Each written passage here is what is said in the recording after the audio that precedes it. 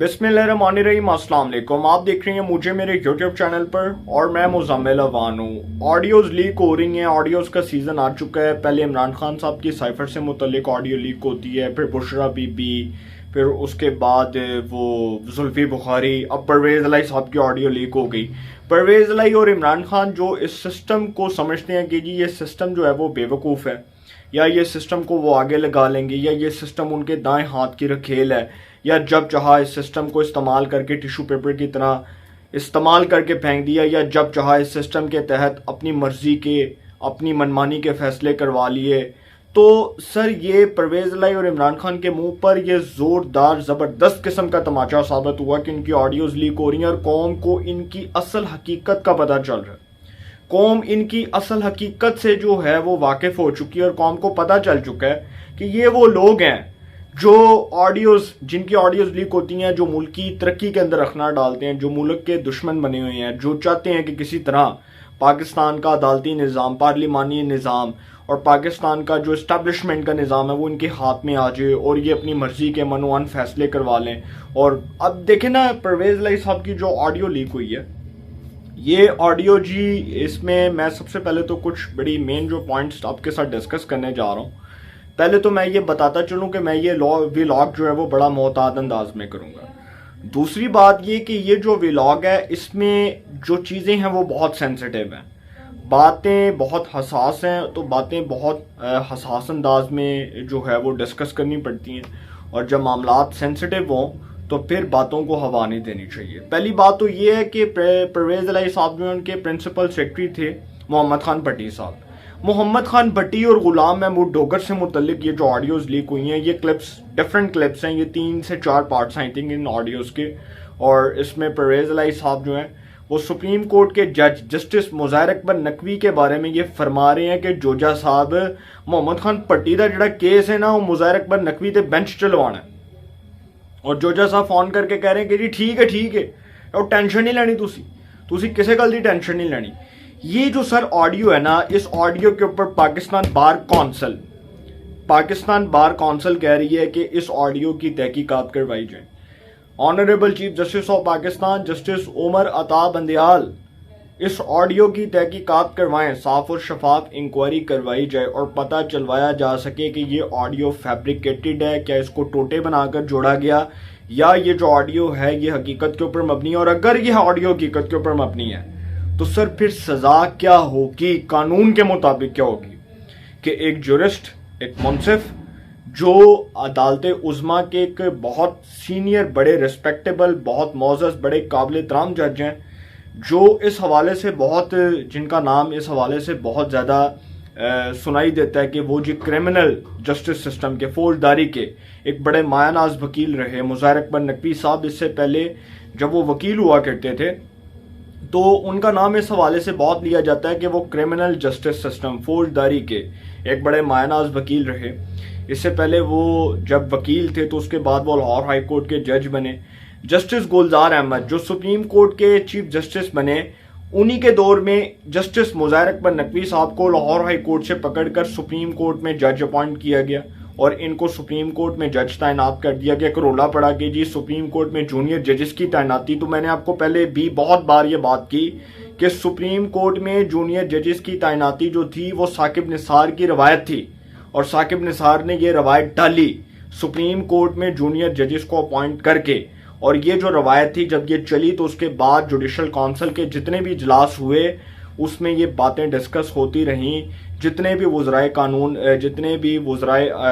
आए, जितने भी वजीर आए, लॉ के जितने भी मिनिस्टर्स आए और उसके बाद जितने भी अटॉर्नी जनरल आए, उन्होंने भी ये बातें डिस्कस की। और ये रवायत जब चल पड़ी तो उसके बाद फिर क्रिटिसिज्म हुआ। तो सर अब परवेज़ इलाही साहब जो हैं उनकी जो ऑडियो लीक हुई है वो ऑडियो मोहम्मद खान भट्टी के केस से मुतल्लिक है। और ऑडियो का जो बराह रास्त, जो आप समझ लें कि इसका जो बराह रास्त फ़ायदा है वो किसको हुआ, किसी को भी नहीं हुआ।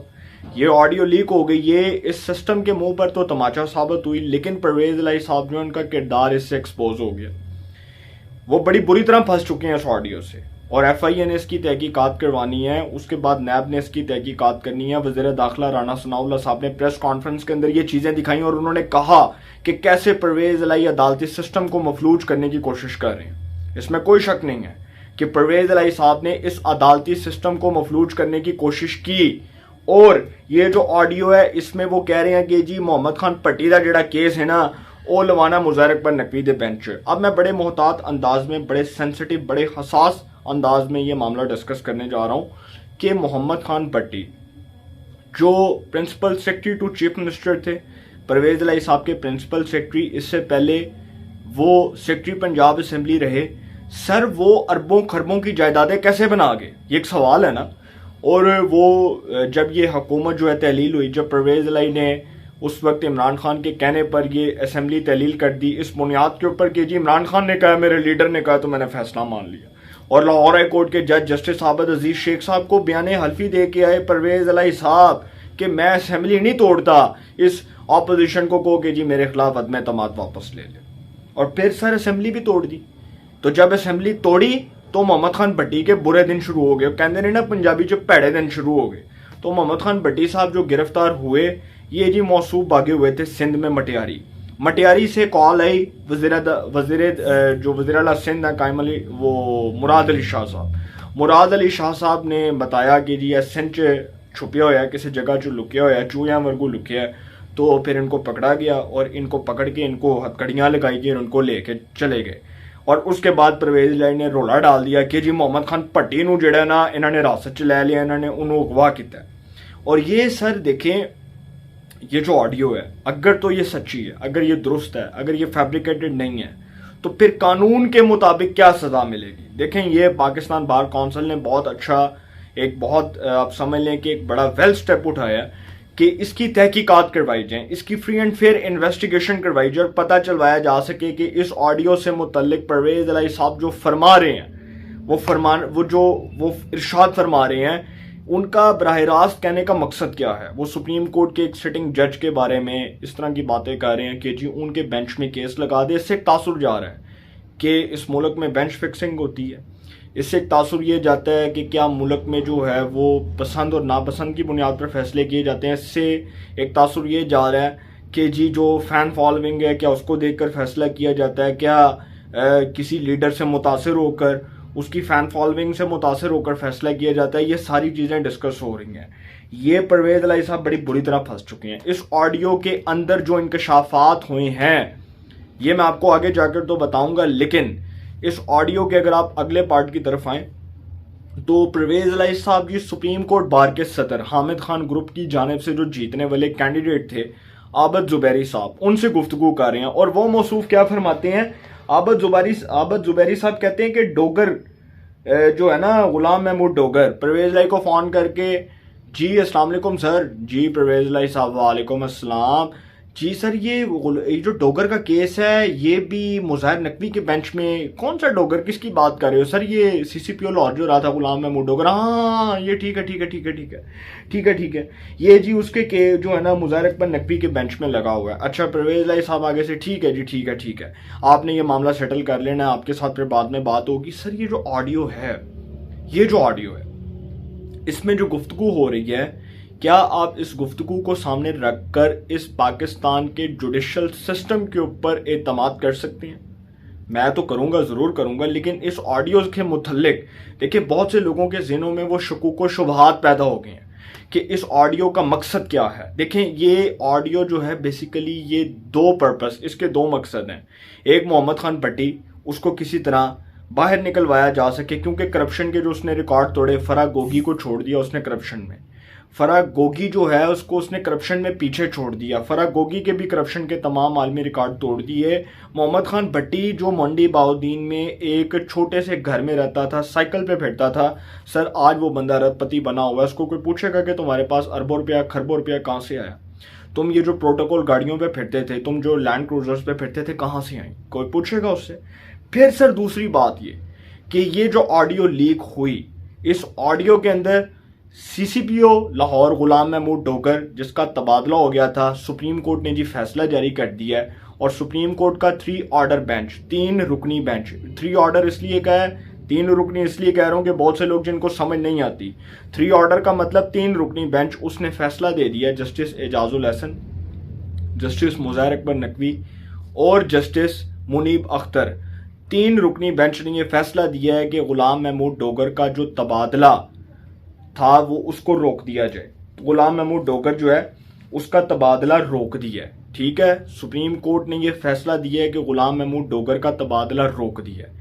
अब सर ये जो फैसला आया, अब इस फैसले के जो कॉन्सिक्वेंसेज हैं वो इदारे के ऊपर क्या पड़ेंगे, उसके ऊपर तो मैं इसलिए नहीं बात करूंगा। देखें, जो हमारा पाकिस्तान का जो पूरा ये जो सिस्टम है ना पॉलिटिकल, इसके ऊपर बात करते हैं अब हम खुद बहुत मोहतात रहते हैं, अब हम साफ़ी समेत, क्योंकि ये आपको बताया कि सुप्रीम कोर्ट के एक सिटिंग जज हैं जस्टिस मुज़ाहिर नकवी साहब, उनके बारे में ये जो ऑडियो लीक हुई, मैं नहीं कहता कि जी बहुत जो है वो अच्छा हो गया, सारा कुछ सामने आ गया। देखें, कुछ चीज़ें ऐसी हैं जिसको डिस्कस करते बहुत मोहतात रहना पड़ता है। इमरान खान साहब ने सिस्टम को बहुत अच्छे तरीके से बेवकूफ़ बनाया और अब तक वो बना रहे थे, और वो समझ रहे थे कि अभी इदारों के अंदर मेरी वो सपोर्ट, मेरी मेजॉरिटी और वो मेरी फ़ैन फॉलोइंग की वजह से वो बहुत से लोग ऐसे हैं।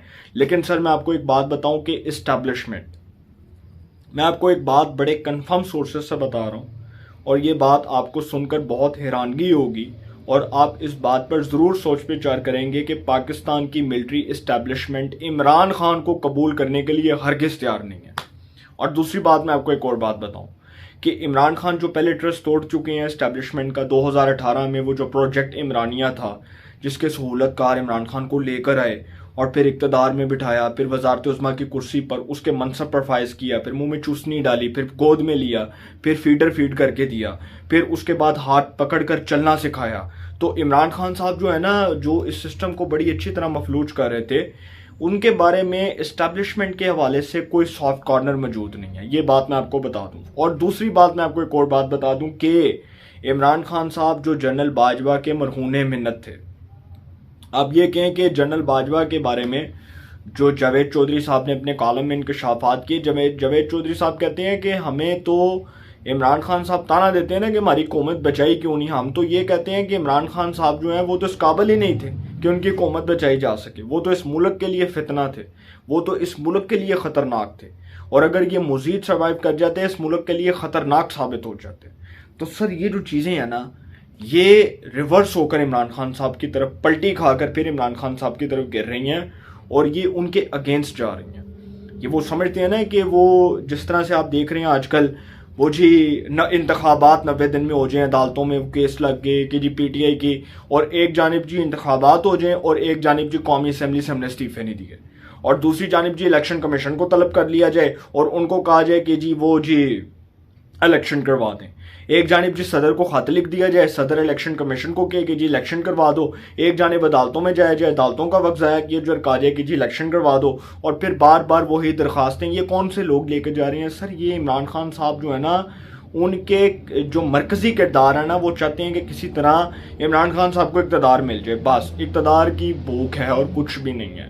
इक़्तिदार के भूखे लोग हैं ये। परवेज़ इलाही और इमरान खान साहब जो है ना, उनके ऊपर जितनी इन्वेस्टमेंट हो रही थी, इन ऑडियोज़ ने इस इन्वेस्टमेंट को कौम के सामने एक्सपोज कर दिया और बता दिया कि ये परवेज़ इलाही और इमरान खान साहब का असल माइंडसेट क्या है। लोग समझ चुके हैं। अब ये जो ऑडियोज़ हैं इससे कोई इंकारी नहीं है, लेकिन मैं फिर आखिर में ये बात बता दूं कि इमरान खान साहब के हवाले से मैं एक बात जो है वो कहने जा रहा हूं और शायद आपको बुरा लगे।